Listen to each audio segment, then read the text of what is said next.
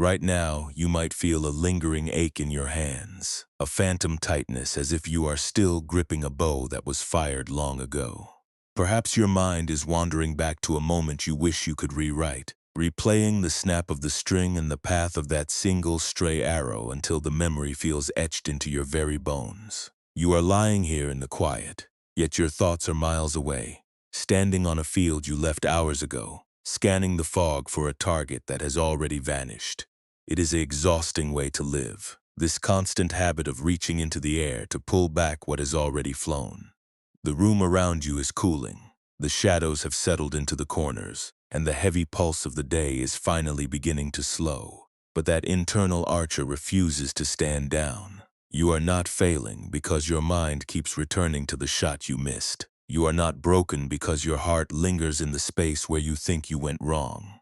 This is simply the momentum of a mind that has been taught to believe that safety is found only in perfection. But you are here now, and nothing is required of you but the willingness to listen. Tonight, we will not try to track the path of that old arrow, and we will not ask you to judge the quality of your aim. We will explore what happens when you decide, just for these few hours, that you can stop reaching for the past. There is a strange and beautiful paradox in this struggle. You keep replaying the mistake because you believe that by analyzing it, you are finally protecting yourself from future harm. You think that if you look at the regret long enough, it will eventually stop hurting. But the mind does not become peaceful because you identify where you missed the target. It becomes peaceful when you stop treating every regret as a command to suffer. The first arrow was the mistake which happened in the past and is now beyond your reach. The second arrow is the way you keep aiming at yourself, over and over, because you cannot bear to leave the field. You are holding the quiver of your life, filled with an infinite supply of new moments, yet you are fixated on the one that slipped through your fingers. Maybe you have felt this before, this strange guilt for wanting to put your gear down. There is a quiet voice that says you must keep watching the field, that if you turn your back on the error, you will lose your way. But look at your hands. They are tired from the tension. They are stiff from the years of trying to hold the string steady in a gale. You have earned a moment of disarmament. You have earned the right to walk away from the range, to let the fog cover the target, and to let the bow rest on the earth.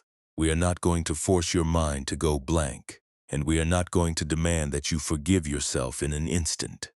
That would be just another kind of performance. Instead, we are going to learn how to feel the weight of the empty hands. We will learn to sit in the quiet without needing to see the result of our labor. If your mind wanders back to the old ground, let it. Notice the habit, acknowledge the archer who is still trying to defend your past, and then simply return to the feeling of your own breath. You are safe enough to soften. You are secure enough to let the quiver be still. The air in the room is soft, and the distance between you and the worries of the day is widening. You can feel the mattress supporting you, a steady foundation that does not require you to hold your weight in place. You can let go of the effort of standing, the effort of guarding, and the effort of measuring your life against a standard that was never yours to hold. There is a deep, ancient, and quiet wisdom in knowing when to step off the field. You do not have to solve the entire mystery of your regrets tonight. You do not have to settle the accounts of your history while the world is dark. The archer who keeps looking for the missing shot is trying to be your protector, but he is exhausted, and he is losing sight of the path ahead. It is time to let him sit by the fire. It is time to let him unlace his sandals and feel the relief of doing nothing at all. You have spent so much energy trying to justify the path of the arrow, trying to explain why the wind took it, trying to prove that you are worthy of another turn at the range. But your worth was never pinned to the target. Your value was never written in the path of the flying wood. As you breathe, notice the way your chest rises and falls without your permission. You do not have to tell your heart how to beat, and you do not have to tell your lungs how to hold the night air. There is an intelligence in your own body that knows exactly how to rest. It knows how to release the tension of the day and invite the quiet. Trust this movement. You do not have to lead it. You do not have to manage it. You only have to follow it, like a traveler who has finally reached the shelter of a warm house after a long, cold walk. This is the beginning of the shift. We are not discarding your past, and we are not pretending that the moments you regret never happened. We are simply acknowledging that you are not the arrow, and you are not the target, and you are not the one who needs to justify the trajectory. You are the space in which the archer lives. You are the field, the mist, the mountain air, and the quiet watcher. And from this vantage, you can see that the field is vast, and the targets are only small, temporary things, while the one who watches is infinite and calm. In a moment, we will visit a place where a master and his student once stood, looking out over a range, much like the one you carry in your mind. This story will show us that the grip you have on your mistakes is not a sign of your dedication, but a sign of your forgotten freedom. But for now, simply allow yourself to be exactly this tired. Do not try to fight the weight of the day, and do not try to rearrange your thoughts into something more pleasant. Just let them be there, like distant, muted sounds outside a window. The night is designed for this kind of release. It is a slow, deepening invitation to leave the heavy tools of your identity on the threshold. You do not need them where you are going. You do not need to bring your regrets into the dream. You can leave them standing on the edge of the field, guarded by the night, and walk into the center of your own quiet. You are safe, you are held by the darkness, and you are far more than the archer who keeps trying to aim. Take one slow, long breath. Feel the belly soften as you exhale, letting the last of the day's demands slide away like a garment you no longer need. You are arriving, finally and fully, into the present moment, and here, in the quiet, there is nothing left to defend. There is no bullseye to hit. There is only the breath, the rest, and the vast, untroubled silence that has been waiting for you all along. You do not have to resolve the struggle of the past to find this peace. You only have to recognize that you are the one who is holding the bow, and you can, if you choose, simply let it go. High on the northern ridge, where the wind bites through even the thickest wool, there lived an archer named Kenji. For years, he had been known throughout the valley as a man of steady hands and singular focus. He spent his days on a desolate practice range carved into the rock, a place where the air was thin and the targets were often lost in the swirling, low-hanging mist. Kenji had one particular bow, fashioned from dark, seasoned yew, with a string that hummed like a plucked harp when he drew it back. This bow was his constant companion. Its weight felt like an extension of his own arm, and the tension of the string had become the pulse by which he measured his own worth. One autumn afternoon, the fog descended with such thickness that the practice range became a world of white, featureless silence. Kenji stood at his mark, his feet planted on the cold earth, preparing to fire at a target he could no longer see. He drew the string back, felt the familiar resistance, and released.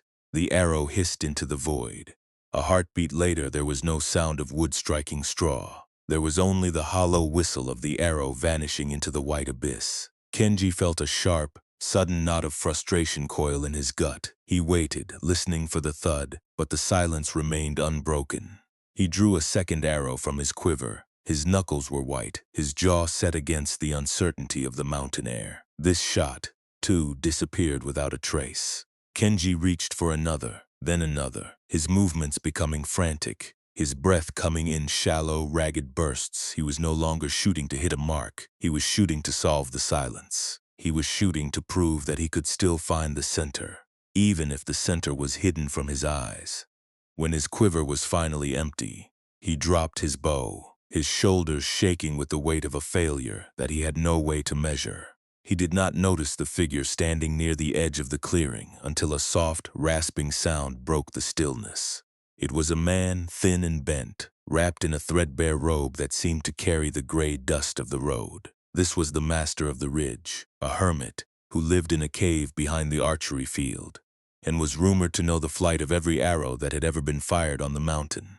He did not speak. He walked slowly across the uneven ground, his wooden sandals clicking against the stone until he reached the place where Kenji's arrows had flown. The old man stooped down and picked up the bow that Kenji had cast aside. He held it with a strange, delicate curiosity, turning it over in his calloused hands, as if he were studying a map of a land he had never visited.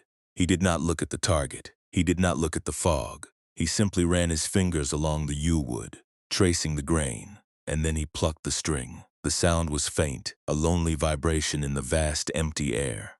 He looked at Kenji, his eyes clear and devoid of any judgment, and he pointed to a discarded arrow resting in the dirt near Kenji's feet. Kenji did not understand. He felt exposed, as if his internal struggle had been written on the mountain face for all to see. He wanted to explain. He wanted to tell the old man about his reputation, about the years he had spent refining his aim, about how the silence of the mountain felt like a personal insult to his skill. But the old man only smiled, a slow, patient motion of his lips, and he gestured for Kenji to sit. There was no cushion, only the cold, hard ground. But Kenji found himself sinking down, his legs heavy with the exhaustion of the day. The hermit reached into his own sleeve and pulled out a small, circular object. It was a simple stone, flat and perfectly round, worn smooth by decades of mountain stream water. He placed it in the center of Kenji's open palm. The stone was freezing and its weight was surprisingly dense. It felt like a small anchor tethering Kenji to the present. The old man leaned in, his voice a low, gravelly whisper that seemed to blend with the wind. He did not speak of archery. He did not speak of missed shots. He only asked one thing, a question that drifted through the fog like a prayer. He asked Kenji what he was holding, that he had not actually fired. Kenji looked at the stone, then at his own trembling hands, and he realized he was still holding the tension of a dozen shots he had already taken. He was holding the memory of the arrows that had vanished, the ones that were already lost to the mist. He was clenching his fists around the absence of a result. The hermit closed his own hand over Kenji's, pressing the stone deeper into the palm, and he remained there, motionless, while the mountain air swirled around them. In that moment, the archery range felt less like a place of skill and more like a mirror. Kenji understood that his suffering did not come from the fact that he could not see the target. It came from the way he treated his own frustration as if it were a bow that had to be drawn. Again and again, he was practicing his own misery, training his mind to reach for a target that was not there, and then blaming himself when the arrow went astray. The stone in his hand was solid, real, and present. It was not a target, it was not an arrow, it was simply a stone. And for the first time in years, Kenji allowed himself to just feel the weight of what was actually in his hand. The old man stood and began to walk away, his robe fluttering like a moth in the white light of the fog. He left the bow on the ground. He left the arrows scattered in the dirt. He did not ask Kenji to follow, and he did not promise that the fog would clear. He simply moved into the distance, his silhouette disappearing, until he was nothing more than a faint outline in the mist. Kenji remained, his hand still curled around the smooth, cold stone, his breathing finally beginning to sync with the slow, steady rhythm of the mountain itself. There is a lesson here, one that often hides in the shadows of our own frustration. You might wonder why we spend so much energy on things that have already passed, or why we assume that if we replay the moment enough, we can change the outcome. This story does not claim that Kenji's shots were perfect, or that his frustration was entirely misplaced. It only shows us that there is a difference between shooting at a target and being enslaved by the memory of the shot. You are perhaps wondering how this relates to the way you lie awake at night, running through the events of your own day. You are the archer who is trying to shoot into the fog of your own history. You want to see the bullseye. You want to know that you hit the mark. When you cannot see it, you draw the string tighter. You reach for more arrows, you panic. But the fog is not there to mock you. The fog's simply the way things are right now. The silence is not a judgment on your worth. It is just the space you are standing in. When you feel the weight of those past mistakes, try to notice the physical sensation of the grip. Where do you feel the tension? Is it in the shoulders, in the tightness of the throat, or in the way you hold your breath as you reevaluate the past? This is the archer's stance. It is a posture of defense, a way of holding yourself against the uncertainty of the world. But what would happen if you simply set the bow down? What if, for just a few minutes, you acknowledge that you are not on the range anymore? The mountain did not demand that Kenji hit every target to be allowed to exist. The mountain simply was, indifferent to his success and indifferent to his failures. You are not a machine meant to produce a flawless result every time you draw your breath. You are a person, learning how to exist in a world that is often covered in fog. It is a terrifying realization, to know that you cannot control the outcome, but it is also the beginning of a profound relief. You may feel like the student who is afraid to stop shooting, because if you stop, you will have to face the silence. But the silence is not empty. The silence is the space where you can finally hear your own heart. It is the space where you can notice that you have been carrying a heavy, imaginary quiver, filled with arrows of what if and if only, when all you really need is the presence of your own breath. You are not the archer who needs to be perfect. You are the one who is witnessing the archer. And that witness is always calm, always wide, and always free. Take a moment now to feel the surface beneath you. You are not on a ridge. You are not holding a bow. You are resting in a room, and the day has ended. You can let the arrows be lost in the fog. They have finished their flight, and there is no need for you to chase them. You can let the bow go. There is nothing to defend in the middle of the night. There is nothing to prove to the darkness. You are simply here, breathing in the quiet, learning how to be someone who no longer needs to hit the mark to deserve the rest. If you find your mind reaching for a thought of yesterday, just note it. Say to yourself, this is the archer reaching for a phantom arrow. Then, return to the feeling of your chest rising and falling. There is no urgency. There is no master standing over you with a critical gaze. There is only the kindness of the night, which does not care whether you hit the mark or missed it. It only wants to hold you while you finally, after so much effort, learn to close your hands and be still. This is the doorway. It is not found by succeeding in the past. It is found by failing to hold on to it. It is found by admitting that the fog is real and the target is gone. And the only thing left to do is to lay the bow on the ground and walk toward the warmth of the fire. You have been doing this for a long time, trying to keep the string tight while the wind blew your arrows off course. It is not your fault. It is just the way the mind tries to be safe. But you can learn a different way to be safe. You can be safe in the letting go. You can be safe in the admission that you are human, and that being human means missing sometimes, and that missing is not the end of the world. As you listen to the cadence of these words, imagine the bowstring finally slack. The wood has returned to its natural curve.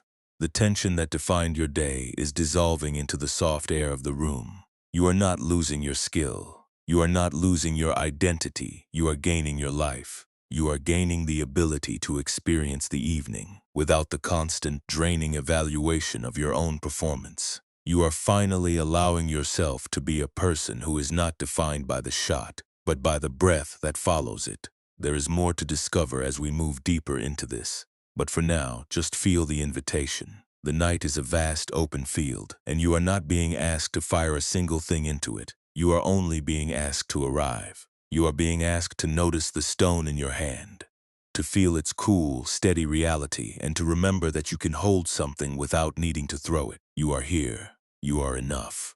And you are at last allowed to put your gear down. This story is not asking you to stop caring about your aim, or to treat your life as if it were a game without meaning. It is not suggesting that you become indifferent to your own mistakes or that you stop trying to grow. The master on the ridge did not tell Kenji to throw away his bow, nor did he say that hitting the mark was unimportant.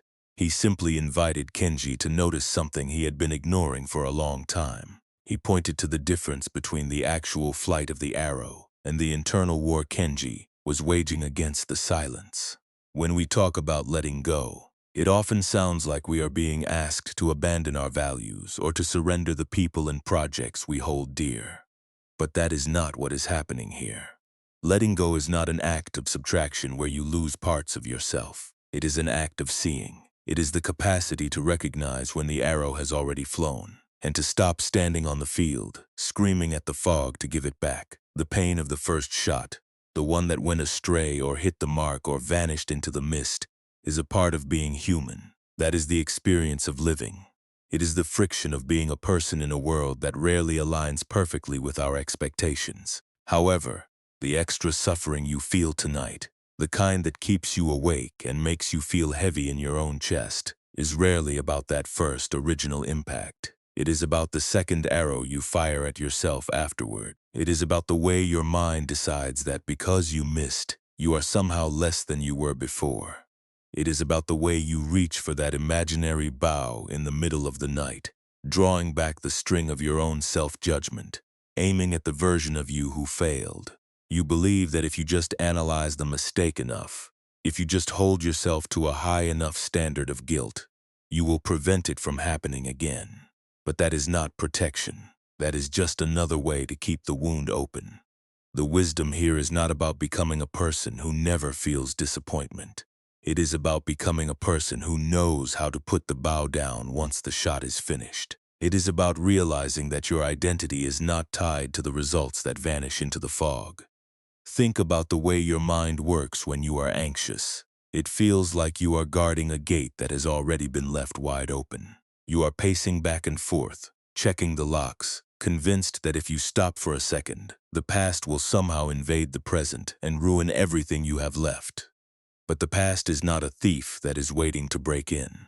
The past is just a sequence of events that have already completed their cycle. They have no power over your current breath unless you reach back and give it to them. When you are lying in the quiet of your room, you are not really dealing with the events of the day. You are dealing with your own memory of those events. You are wrestling with a phantom. You are trying to hit a target that moved years ago. And every time you win this argument in your head, you feel a little more exhausted, not a little more relieved.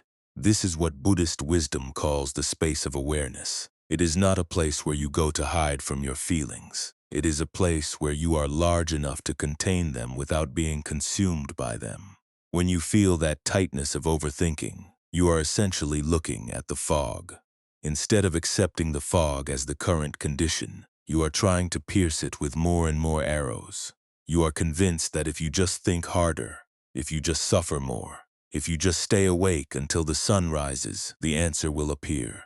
But the answer you are looking for is not in the next thought. It is in the space where the thought ends. It is in the quiet gap between the arrow leaving the string and the silence that follows. That space is yours. It is where you live. You can choose to step into that silence whenever you need to. You do not have to wait for the master to come and hand you a stone. You can simply notice that you are clenching your hands. You can notice that your breath has become shallow because you are preparing for a battle that is not currently taking place. This noticing is the practice. It is not about reaching a state of perfect, blank, empty enlightenment. It is about catching yourself in the middle of a thought cycle and simply deciding that you are finished with that particular loop for tonight. You might be thinking that your situation is different, that your mistakes have real weight, or that your responsibilities are too great to simply put the bow down. Of course they are, but carrying that weight in a way that breaks your spirit does not help the people you love, and it does not make your work better.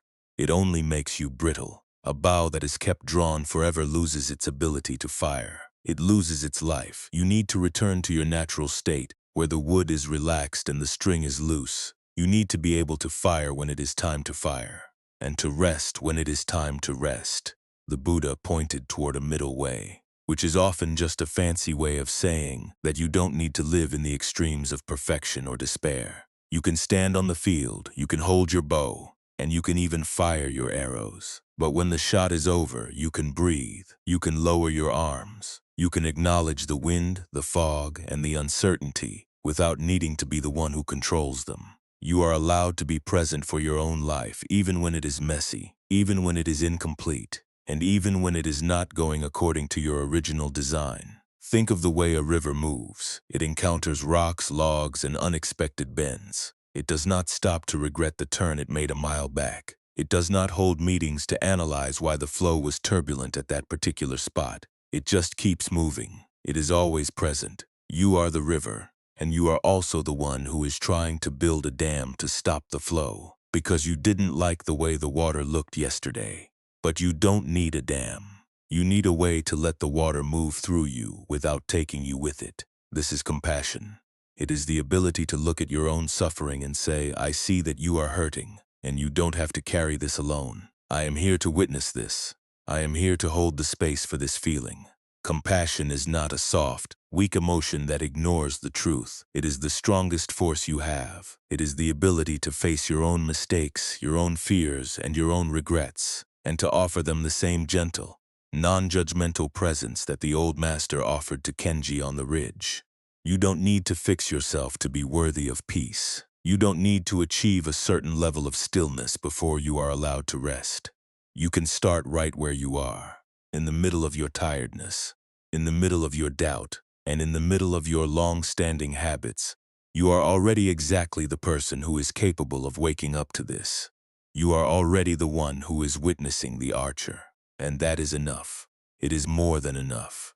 When you find yourself stuck in the night, trying to solve the riddle of why you are the way you are, just come back to the physical reality of the room. Feel the weight of your body. Feel the air moving against your skin. Remember the stone in your hand. It is not an arrow. It is not a target. It is just a grounding, simple fact of your existence. You are here. You are breathing. The day has passed, and the night is offering you a clean slate. Not because you earned it, but because the night itself is a gift that requires nothing of you. You have spent so long believing that you had to hold everything together, that the weight of the world depended on your constant vigilance. But look at how the world keeps turning even when you close your eyes. Look at how the pulse of life continues, whether you are analyzing your mistakes or not. You are invited to participate in this rest.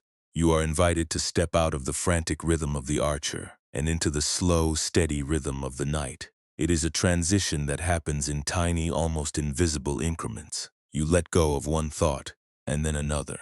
You release the tension in one muscle, and then another. You stop trying to steer the dream and you let the dream carry you. This is where the real work happens. It is not in the big, dramatic breakthroughs that happen on a mountaintop. It is in the quiet, mundane choices you make when the lights are low and the thoughts start to drift. Every time you choose to stop feeding a story about your failure, you are practicing a kind of freedom that is deeper than any philosophy. Every time you allow yourself to be tired without adding the layer of self-recrimination, you are opening a door that has been locked for a very long time. So let us continue to move slowly. Let us continue to feel the ground beneath us. We are not rushing toward a finish line, and we are not trying to get anywhere other than where we already are. We are just exploring the territory of our own minds, looking for the places where the string is drawn too tight and learning, with as much kindness as we can muster, how to let it go. There is no hurry. The night is long, and it is patient. It will wait for you to catch up with yourself. It will wait for you to recognize that the archer is just a part of the landscape, not the master of the field. And as you wait, notice how the feeling of urgency begins to fade, replaced by a sense of clarity that is soft, vast, and entirely your own. Now, let us bring this into the room where you are resting.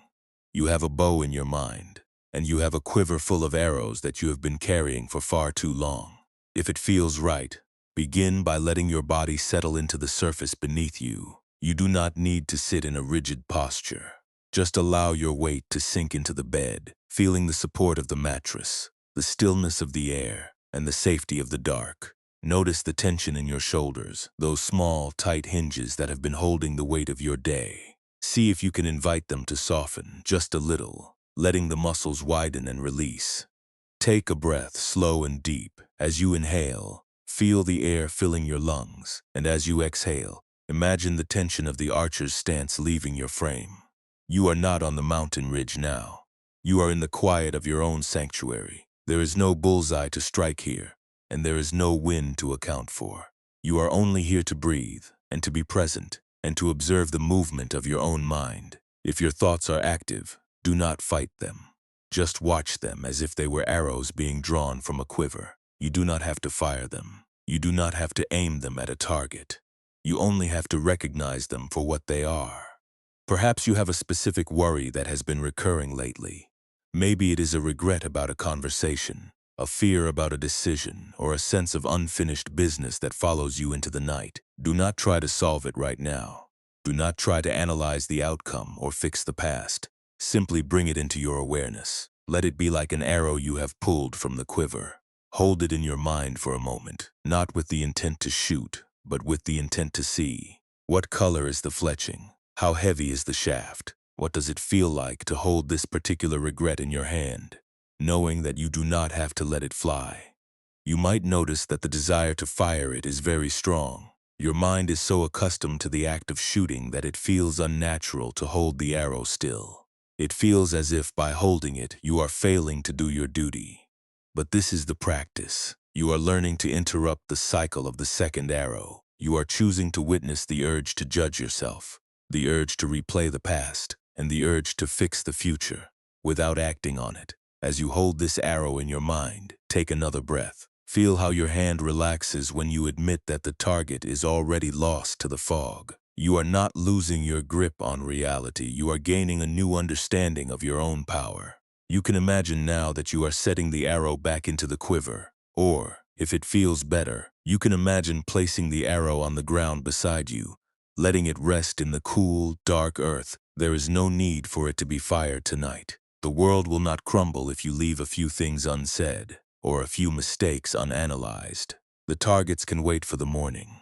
For now, there is only the space between your breaths, and the feeling of your body against the bed, and the quiet, steady rhythm of your own heart. If another thought pulls at your attention, treat it with the same gentle curiosity. Note it, see it, and then set it down. You do not need to push these thoughts away. Pushing is just another form of aiming. Instead, imagine that you are watching them pass by like clouds across the face of the moon. They are temporary. They are not you. You are the sky, vast and unmoving, that allows the clouds to drift where they may. When you find yourself getting caught up in the story of an arrow, come back to the physical sensation of your body. Feel your feet, your legs, your stomach, and your chest. Notice the rhythm of the air moving in and out of your nose. This is your anchor. This is the stone the hermit placed in your palm, solid and real, a reminder that you are here and you are enough. You may find that your mind feels restless, as if it is looking for the tension it has known for so long. It may try to pull another arrow from the quiver, promising that this one will finally hit the mark, that this one will finally bring you peace. Let it. You don't have to argue with that voice. You don't have to tell it that it is wrong. Just smile at the habit. It is a very old, very tired part of you that only wants to keep you safe. Thank it for its concern, but gently remind it that you are off duty tonight. The range is closed. The fog is too thick. There is nothing to shoot at, and you are finally free to put the bow away. Let your attention become soft. You are not scanning the horizon anymore. You are not measuring the distance to the target.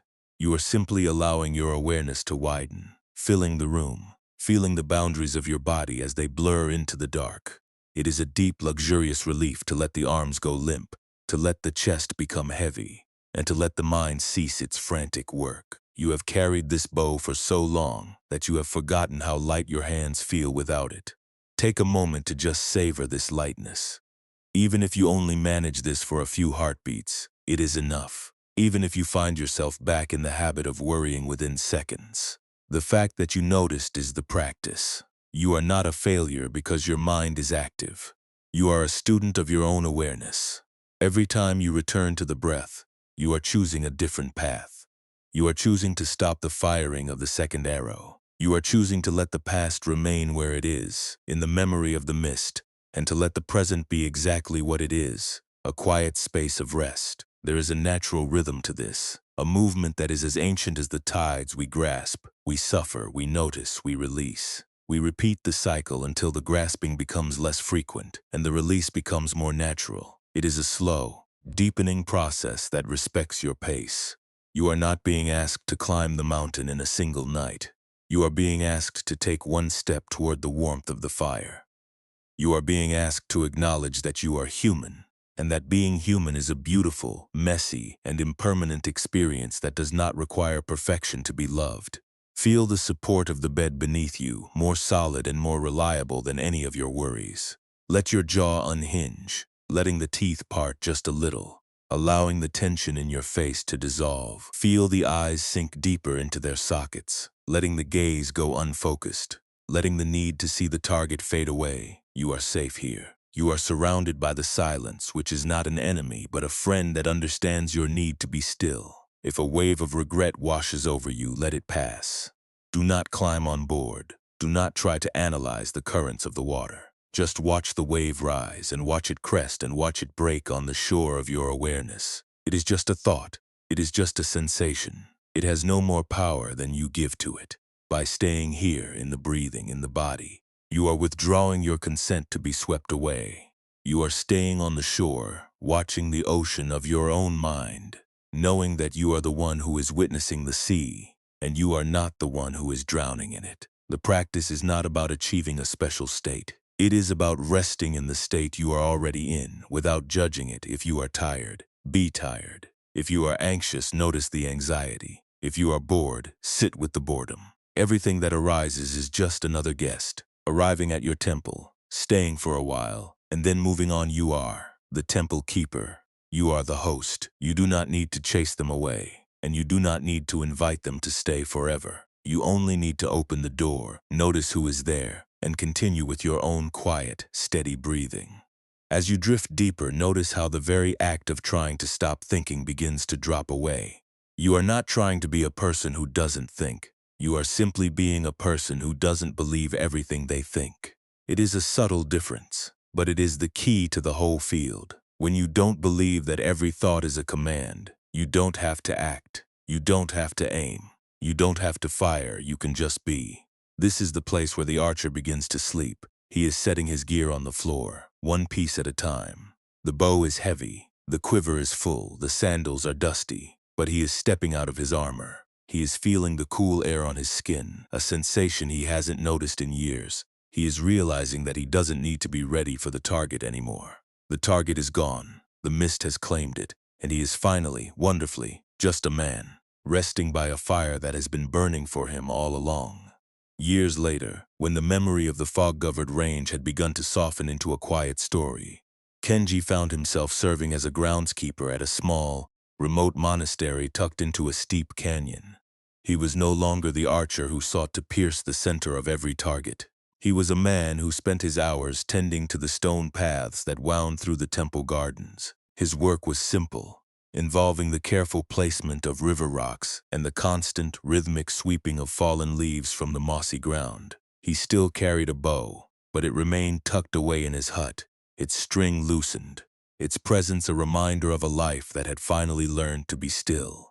One winter morning, a younger student arrived at the monastery. He was a restless soul, his eyes perpetually scanning the horizon as if he were waiting for a storm that had not yet broken. He had come to the canyon seeking the kind of focus that only mastery could provide, and he had heard of the old groundskeeper, who once held the mountain ridge in a state of absolute, unblinking tension. The student found Kenji near the waterfall, sorting through a pile of smooth, gray pebbles. The student watched as Kenji picked up one stone after another, feeling their weight, observing their shape, and then placing them in a line with a deliberate, unhurried grace.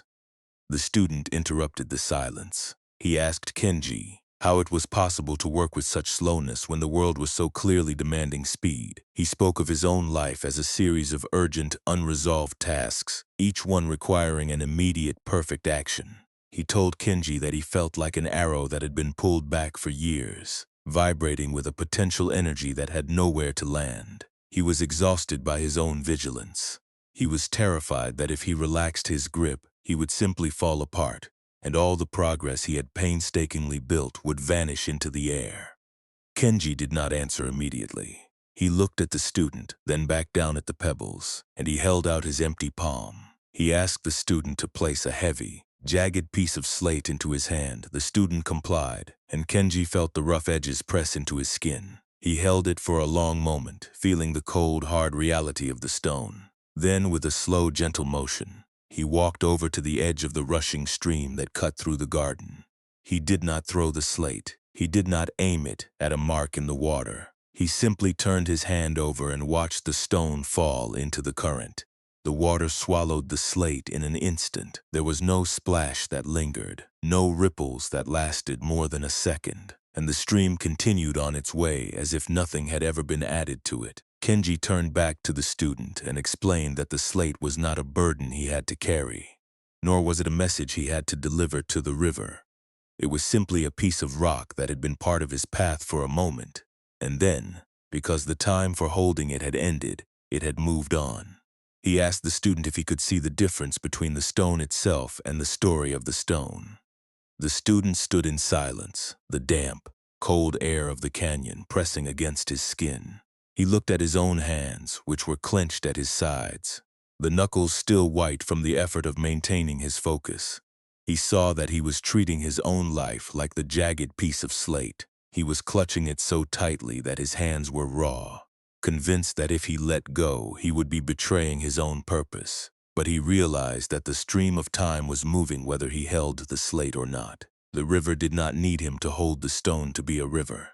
Kenji picked up a new pebble and handed it to the student. This one was different. It was small, round, and warm from being held in Kenji's pocket. He told the student to keep it for the rest of the day, and to notice how often he caught himself squeezing it. He was not to try to stop squeezing. He was only to notice when the tightness began to grow in his palm. That was all. There was no need to achieve anything. There was no need to be perfect. The lesson was simply in the noticing. Throughout the afternoon, the student walked the paths of the garden, his fingers constantly curling around the pebble. He felt the tightness in his hand. When he thought about the work he had left unfinished, he felt his knuckles go white when he worried about what the masters would think of his progress. But each time he noticed the squeezing, he did not fight it. He simply opened his hand, felt the cool air against his skin, and took a single full breath before closing his fingers again. It was a small, almost invisible shift, but it changed everything.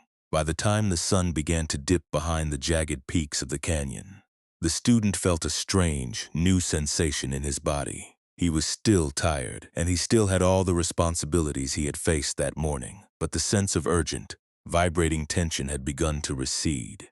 He was not a new person, and his problems had not miraculously disappeared. But he was no longer acting as if his life were a bowstring under constant, desperate strain. He was just a student, walking in a garden, holding a stone. He returned to the waterfall to find Kenji sitting on a flat, mossy rock, watching the water tumble over the ledge.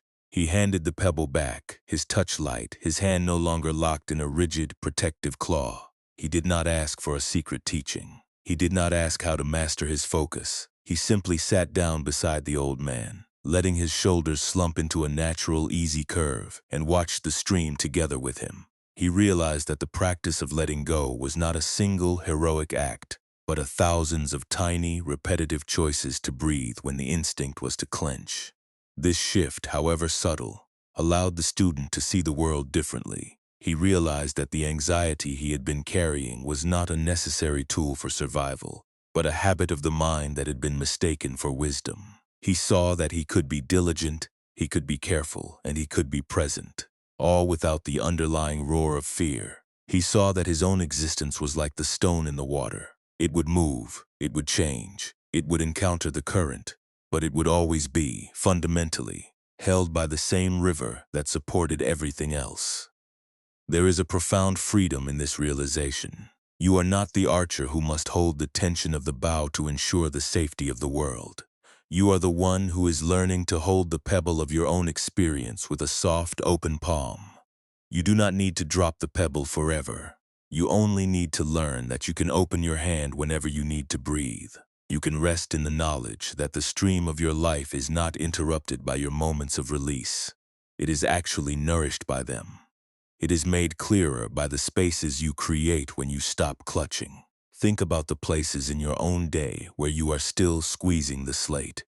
Where do you feel the need to be perfect? Where do you feel the pressure to account for every result?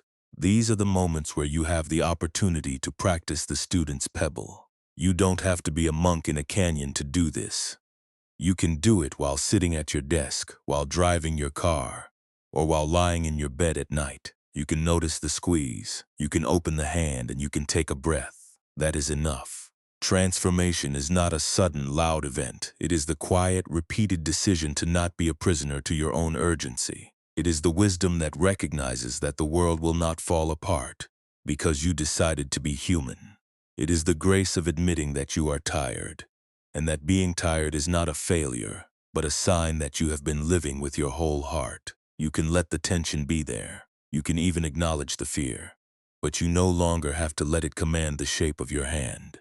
As you lie here, feel the space in your palms. They are resting on the mattress, or perhaps folded over your heart. Notice if there is a tiny, hidden tightness in the fingers, See if you can allow that tightness to melt into the warmth of your skin. You are practicing the student's lesson.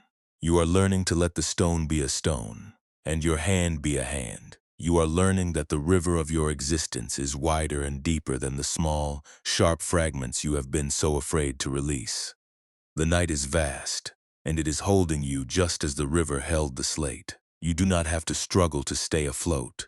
You do not have to keep your eyes fixed on the horizon, waiting for a storm that you think only you can stop.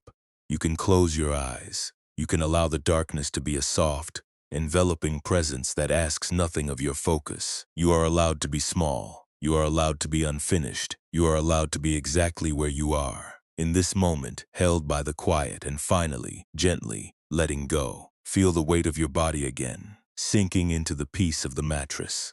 There is no need to carry the weight of the day's decisions. There is no need to calculate the value of your efforts. You have done enough. You have lived enough now.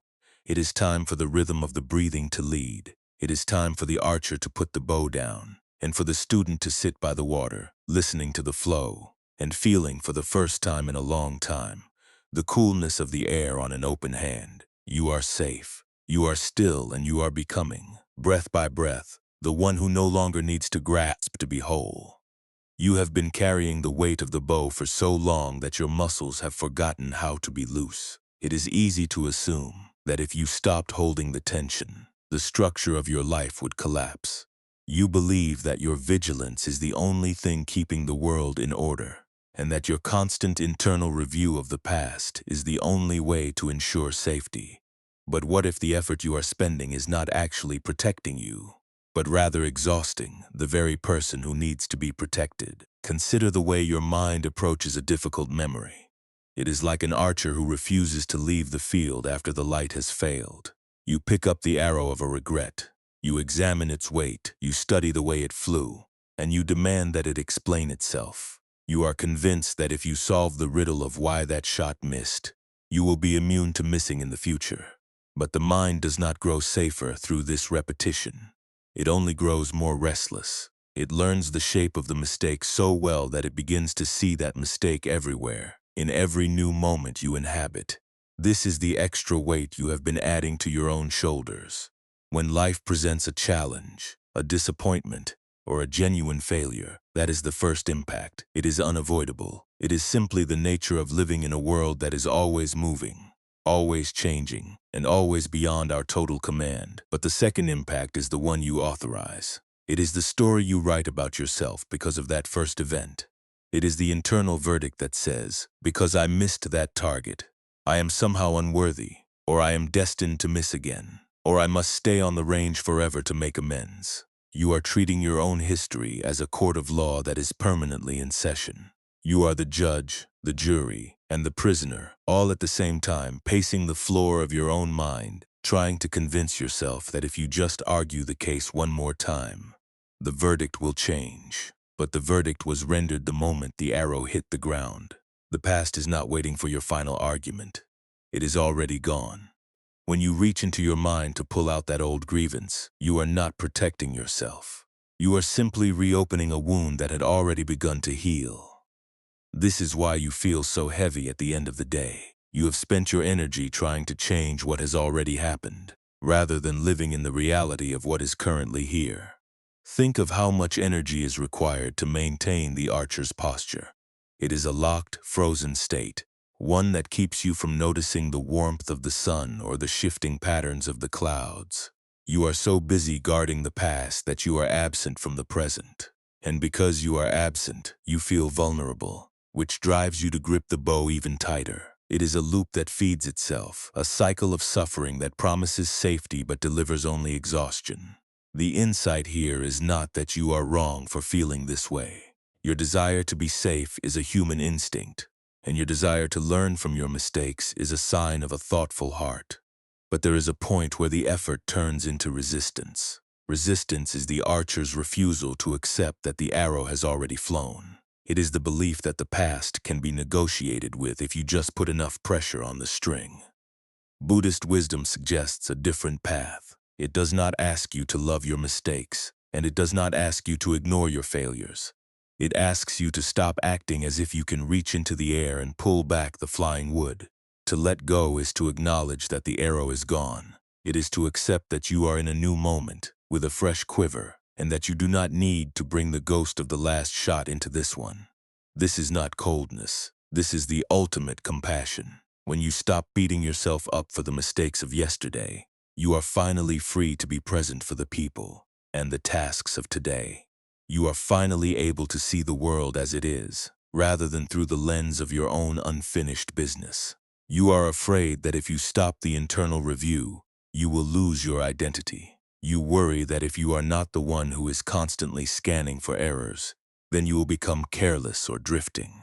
But look at the masters of the ridge. They did not achieve their presence by being careless. They achieved it by becoming so aware of the current moment that there was no room for the past to haunt them. You can be diligent without being self-critical. You can be responsible without being self-destructive. The discipline you seek is not found in the tightness of your jaw, but in the clarity of your vision. The mind loves to rehearse the future because it thinks it can prepare for every possibility. You play out the scenarios, you visualize the outcomes, and you try to build a wall against every potential heartbreak. But the future is just like the fog on the mountain range. You can't see through it, no matter how many arrows you fire into it. By trying to dominate the future with your thoughts, you are only ruining your peace in the present. You are burning your light before the sun has even started to set. You can learn to sit with uncertainty without trying to solve it. This is perhaps the hardest discipline of all. It is the decision to live in the question, to let the fog be the fog, and to accept that you do not need to know the outcome to be okay. This is not a passive surrender. It is an active engagement with the reality of your life.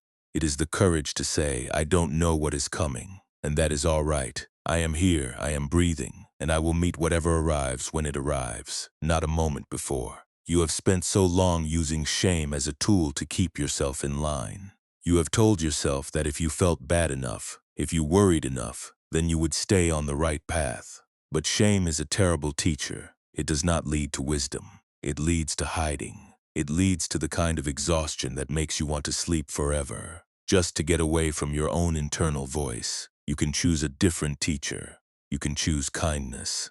You can choose to look at your mistakes with the same eyes you would use to look at a friend who was struggling. Would you tell them they are a failure? Would you demand that they reenact their mistake 1,000 times to earn their right to rest? No. You would offer them a place to sit, a cup of tea, and the quiet assurance that they are not defined by their worst moments. Why then do you treat yourself with such cruelty? Why do you insist that you are the only one who does not deserve the grace you offer to everyone else? You are not separate from the world you live in. You are a part of it, and you are subject to the same tides of change, the same fragility, and the same beauty as everything else.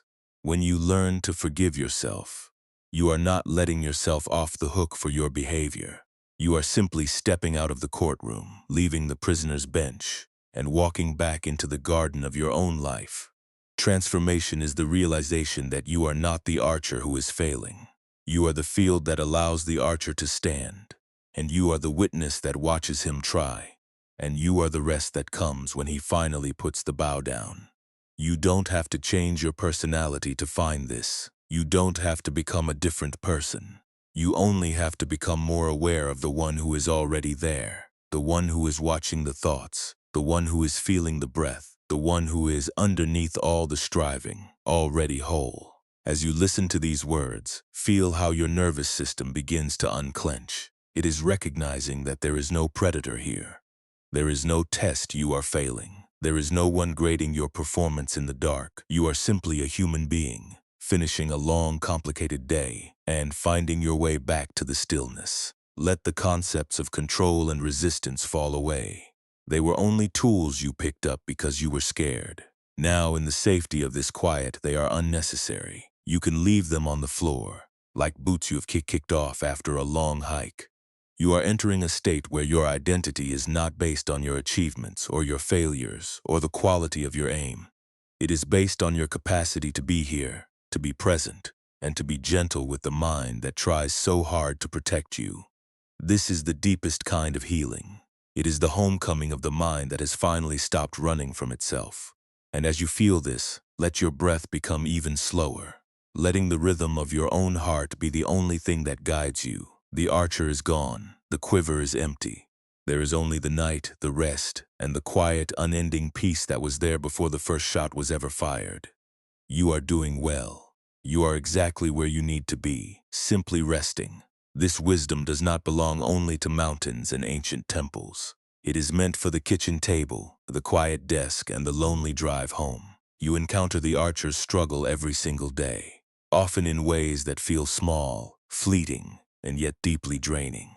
Think of the moment you send a message, and then find yourself staring at your screen, waiting for the blue light to signal a response. You are effectively drawing the string again, holding your breath, watching the invisible target of another person's approval.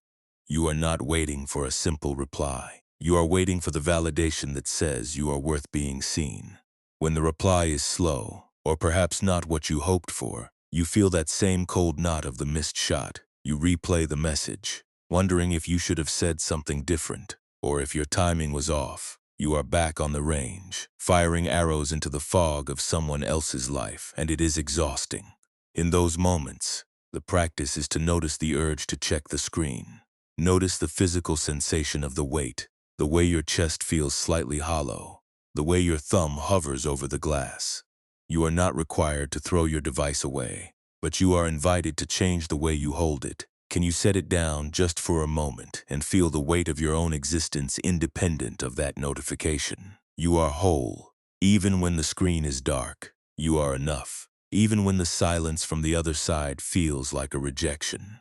By choosing to breathe, by choosing to turn your attention back to your own pulse, rather than the phantom pulse of the digital world, you are putting down the bow. You are stepping off the range, and you are choosing to walk into your own life.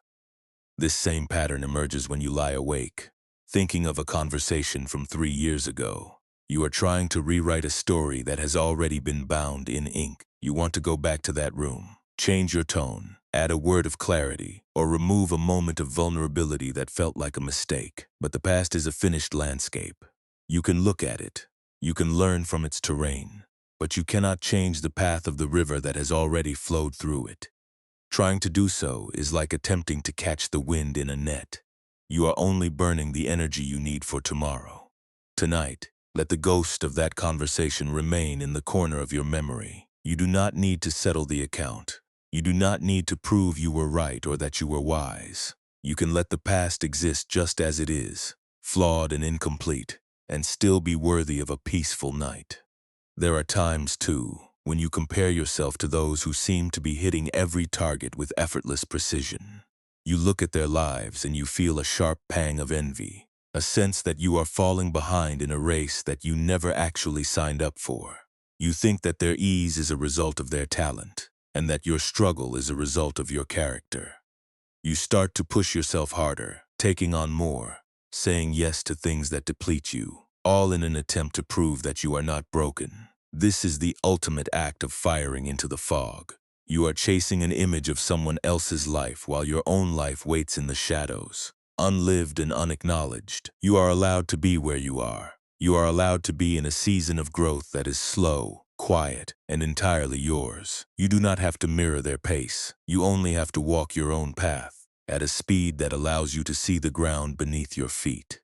Even the habit of smiling while feeling heavy inside is a kind of performance that keeps you on the range. You worry that if you show the truth of your exhaustion, you will be seen as weak, or that you will let down the people who depend on your strength. So you draw the string, you set your face, and you fire the arrow of false cheer. It is a lonely way to exist, living behind a mask that no longer fits. But you can start to show small, honest parts of yourself. You can say, "I am tired today, and that is all right." You can be vulnerable without being broken, and you can be honest without losing your strength. The people who love you do not need a perfect archer. They need a person who is present and real and breathing. When you feel the pull to control a relationship, to steer the other person's feelings, or force them to see you in a certain light, catch yourself. You are holding the bow again. You are trying to dictate the wind and the fog. but you cannot control the hearts of others. You can only offer your own heart, open and honest, and accept that they have their own journey to navigate. When you let go of the need to be the architect of their peace, you become a much better partner, friend, and companion. You allow the space between you to be a place of connection, not a place of management. You stop being a supervisor of their journey and start being a fellow traveler. Remember that rest is not a reward for a perfect day. Rest is a fundamental human need, as natural as the cycle of the tides. You do not have to prove you were productive to earn the right to sleep. You do not have to have cleared every hurdle, finished every task, or reconciled every conflict to be allowed to close. Your eyes you are allowed to stop, even with things left undone. The world will keep turning, the stars will keep their distance, and the morning will come with its own set of possibilities, regardless of whether you spent your night in a fever of effort or a sea of calm. When you notice yourself feeling guilty for resting, notice the thought that triggers it. It is a thought that says, you have not done enough, you have not fired enough arrows. But that thought is not an objective truth. It is a relic of a conditioned mind. You can thank that thought for its input, acknowledge its presence, and then firmly choose to ignore its command. You can give yourself permission to be still, even if the work remains. You can give yourself permission to be less than perfect, even if you still feel the pull of your own internal critic. You are building a new relationship with your own life, one where the bow is a tool for occasional use, not an extension of your own hand. You are learning that your value is not a variable you have to calculate every hour. You are a human being, which means you are allowed to miss, you are allowed to be uncertain, and you are allowed to be slow. You are not a projectile meant to pierce the world. You are a person meant to inhabit it. As the quiet deepens, imagine that all the tasks you were worried about are just leaves, slowly settling onto the floor of your mental garden. They are not going anywhere.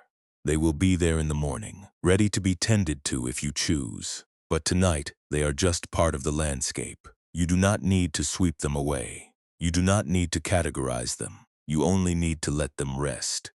You are becoming a master of this stillness. You are learning that the most important work you do is not the work that leaves a mark on the world, but the work that happens inside, where you reconcile with your own humanity and allow yourself to finally just be. This is the secret of the masters. They do not have fewer problems than you. They do not live in a world that is less demanding. They simply know how to place the burden down. They know when to stop firing. They know that the most powerful action you can take is to return to the center of your own quiet. You are doing that right now. With every breath, you are choosing to return. With every release of tension, you are choosing to belong to yourself again. The archer is resting. The range is silent, and you in all your beautiful human imperfection are home. As you settle into the deepest part of the night, imagine the bowstring finally going slack.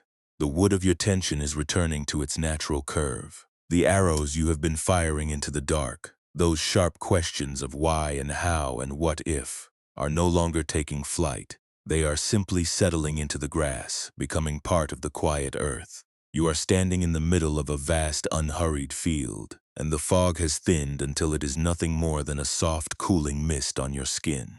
You have walked long enough today. You have carried enough, fired enough, and held your ground against enough imaginary enemies. Now the range is closed.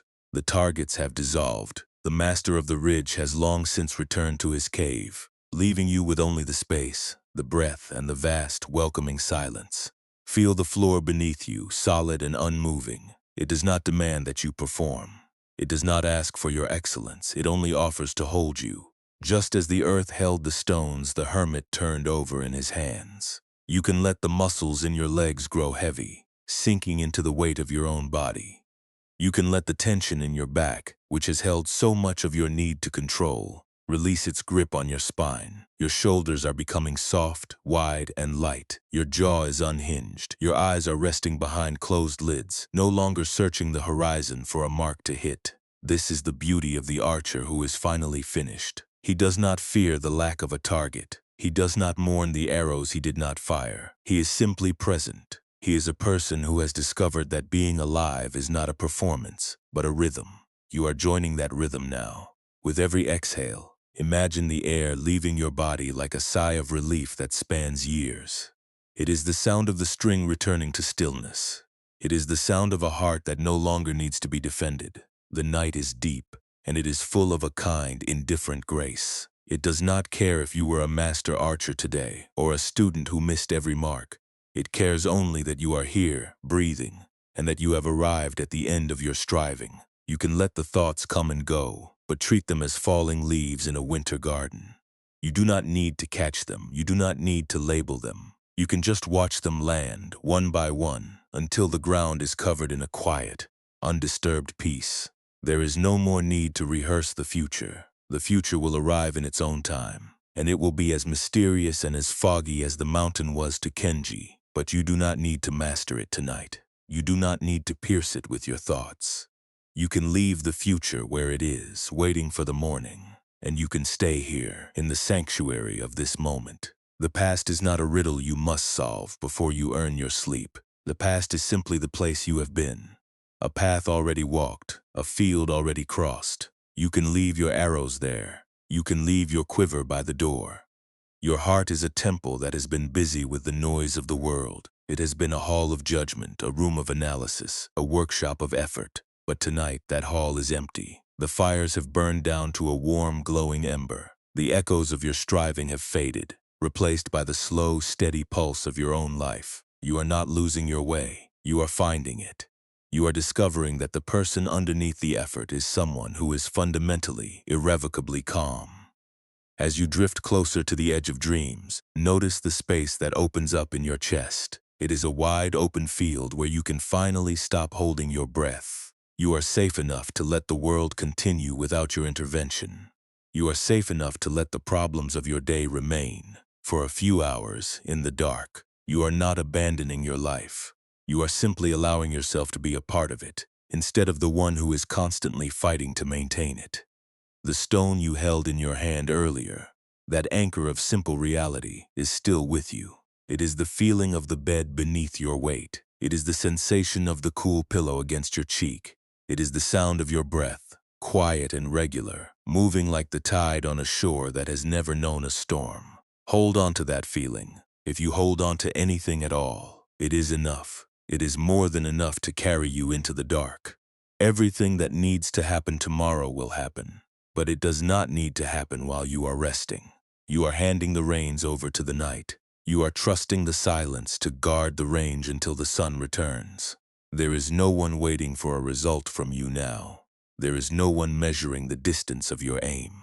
You are fully and finally off duty. You are a human being who has done enough and who is now allowed to be, simply, peacefully, at home.